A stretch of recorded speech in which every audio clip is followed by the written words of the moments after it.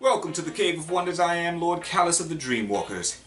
Today in the Rancor Report, more news as we grow closer to the release or debut or premiere, however you want to call it, of Star Wars Resistance. So this article, comes to us from IO9.com, and this is written by Germain Lussier. I will link this article in the description below. So let's get into it. This is a lengthy article. And it's titled, How Star Wars Resistance is Using Its Timeline or Its Time Period to Its Advantage. A huge chunk of unknown Star Wars lore is about to be explored, and executive producer Justin Ridge can't wait to be a part of it. Ridge is one of 3 executive producers on Star Wars Resistance, and IO9 had a chance to speak with him about this new Star Wars animated series coming to Disney Channel and Disney XD. Unlike Lucasfilm's other animated series, The Clone Wars and Rebels, Resistance is the first show to take place after Return of the Jedi. It begins about 6 months before the events of The Force Awakens, which really set the tone for everything Resistance would become. Quote, "We knew, okay, these things happen," unquote, Ridge told IO9 over the phone last month. Quote, "So what are some of the events that could lead up to it," unquote. The events that lead up to it start with Poe Dameron meeting a young, brash pilot named Kaz Ziano and recruiting him to help the Resistance with a secret mission on a faraway planet. It's a planet filled with all kinds of people, good, bad, alien, droid, and more. But because of its place in the overall story, there are no Jedi. Quote, "We wanted to give a slice of life in a part of the galaxy that wasn't about the Jedi," unquote, Ridge said. Quote, "How do people who are maybe not as connected with the Force, or at least they don't think they are, how did they respond to these threats? What do we do in the meantime when there isn't really a war going on," unquote. Much of Resistance, at least at the start, takes place on the Colossus, which is a huge platform on the Outer Rim planet Castellan. There, ex-rebels, Imperials, scavengers, scoundrels, and everyone in between hang out, drink, and gamble on high-stakes races between all kinds of hotshot pilots. That setup obviously opens the door for dozens of new characters, as well as interesting decisions in terms of the look of the Star Wars galaxy. Here's the quote, "I'm really excited about this time period because it's kind of an interesting hybrid," Ridge said. You have some of the old tech, the old ships that you see on the Clone Wars, the original trilogy, but now you're also going into this new time period. So it's kind of neat to see who is holding on to old remnants from the old movies and then going into the new. It's a cool hybrid to deal with all of that," unquote. Not everything in a mix between the eras though. Ridge and his team thought it was important to have some very recognizable connections to the new Star Wars movies, and that's why Poe Dameron and Captain Phasma will appear on the show.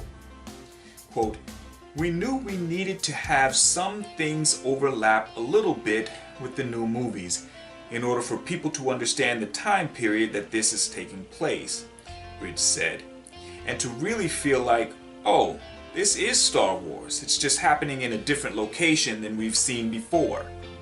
Beyond those 2 characters, just how connected Resistance will be to Star Wars at large is still a mystery.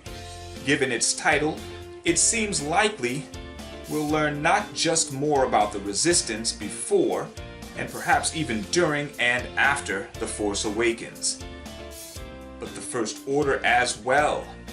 That means, hypothetically, we could learn more about Kylo Ren, Supreme Leader Snoke, and many others. However, Ridge was very quick to explain that while anything is possible, they would only bring in movie characters if the situation called for it. Quote, "The main focus is really Kaz and his family here on the station, which is a Jedi-free environment," Ridge said. And if there are characters it makes sense to overlap, or maybe they come through the Colossus, then we'll try to see how we can make that believable. But it's not our MO to try to fit it in existing characters from the movies or the novels. Whether or not characters from the First Order, Aftermath novels, or anything else appear, we do know Kaz starts Resistance with a very specific mission. Logically, at some point he's likely to complete that mission. The question is, will that be a multiple season story or just the start of something larger?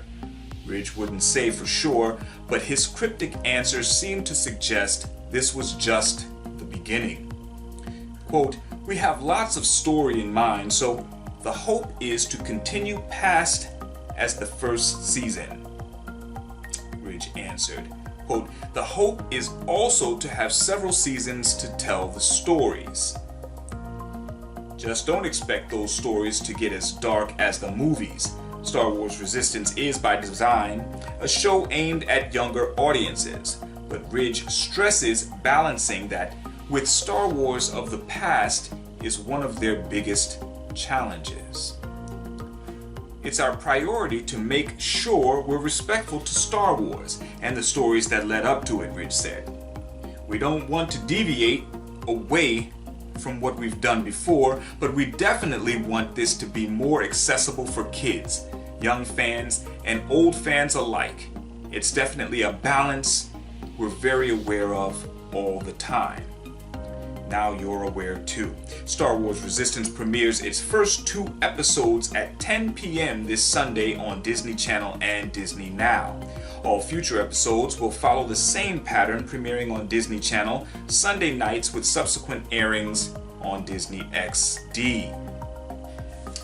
Now, what I found very interesting about this article, and though he did clarify himself by saying that it's just, speculation, but the possibility, the prospect of the exploration of backstories. So I think that is, even though it seems like Ridge may not want to delve into that puddle, he may want to keep that as far away from this show as possible.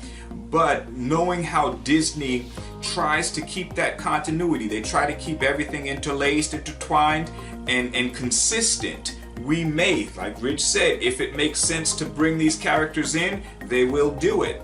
So there is a possibility that we can see some backstory of Kylo in the Knights of Ren, or perhaps some backstory of Rey, maybe even some backstory from Snoke, so on and so forth. So that prospect, that possibility is there and is exciting, or is at least interesting. So I will be tuning in this Sunday to check out the Resistance. You guys let me know what you think in the comments.